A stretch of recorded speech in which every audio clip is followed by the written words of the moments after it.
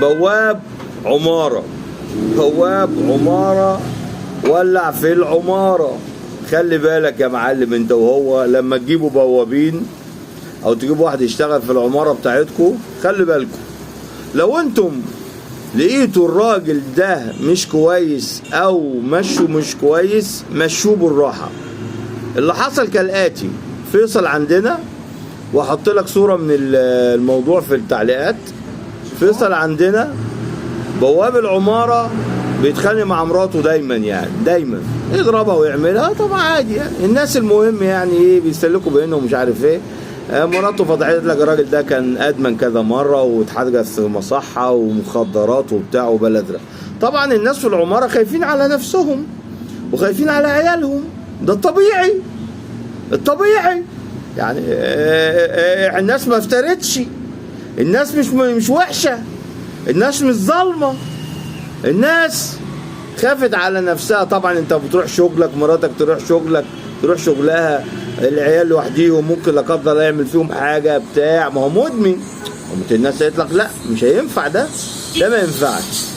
مراته سابت له البيت اللي هو الاوضه بتاعت البواب. الناس قالوا له لا خلاص انت يا ابن الناس مالكش عيش معانا، انت وانت وانت وانت وانت.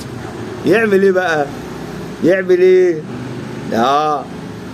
جاب انبوبه وراح فاتح الغاز في الاوضه بتاعته وولع في الاوضه وهرب.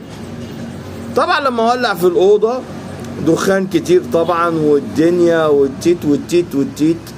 الاوضه جنب الاسانسير، الحريق امتد ناحيه الاسانسير. واحده من السكان بتبص كده في حريق، بتبص مش جاي منين، هتكون جاي من الاسانسير ولا ايه؟ الاسانسير راح واقع بيها، متعرفش هي كانت فيها بقى ولا وفتحت الباب ولا ايه. المهم الاسانسير الحريقه والسخونه اثرت على السلوك، ماتت ولا ليها في الطور ولا ليها في الطحين ولا ليها اي ذنب، واحده في حالها.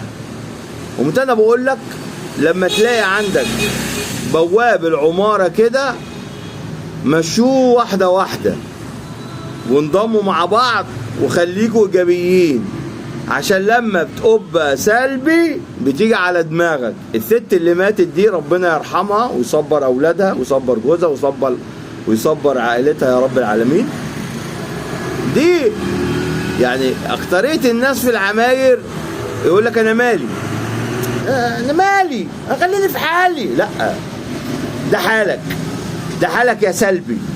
ما هو انت لو مش سلبي ما كانش ده عمل اللي عمله. هتقول له يعملوا الناس طردوا، ايوه ما هو انت لو انت متابع البوابه عندك، لكن انت مالكش دعوه. انت راجل بتيجي من الشغل وتيجي مالكش دعوه، البواب بيشم بيعمل، مش قصتك. انا مالي، خليني في حالي. مفيش حاجه اسمها انا مالي وخليني في حالي، عشان بيت المهمل بيخرب قبل بيت الظالم. لما تكون انت بني ادم مهمل في عربية، مهمل في بيتك، مهمل بيتك بيخرب قبل بيت الظالم. قمت انا بقول لك من دلوقتي خليك ايجابي وابحث صح على حارس العقار اللي عندك وامشي وراه صح. ابن حلال خلاص خليه، حاجة تاني مشيه، وربنا يسترها علينا وعليكم، وربنا يرحم الست اللي ماتت.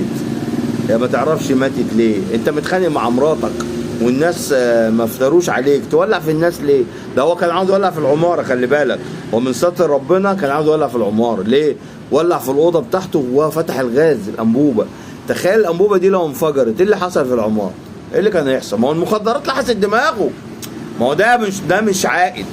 ده لو عاقل وفكر كده يقول لك انا اودي نفسي في داهيه، لكن هو مش عاقل. المخدرات لحست دماغه. ربنا يسترها علينا وعليكم.